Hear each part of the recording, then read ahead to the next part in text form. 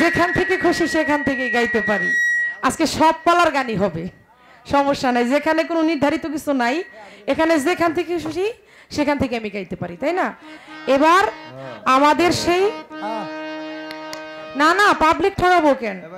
যদি একটা পালা দিতেন এক পালার গান করতাম, এখানে খাজা বাবা, বড় পীর, পাঁচ পীর বাবার গান, শরীয়তের গান, সব গান চলবে আজকে, কোনো সমস্যা নাই।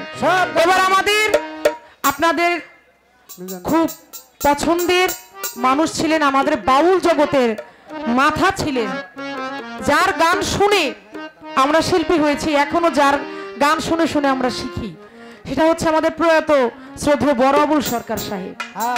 আমি তার লেখা একটা গান তার স্মরণে করতে চাই, কারণ কিছুদিন আগে তিনি আমাদের মাঝ থেকে বিদায় নিয়ে গেছেন। তবে আমি মনে করি উনি বিদায় নাই, আমাদের এই গানের মাঝে, এই সুরের মাঝে সে বেঁচে থাকবে চিরকাল।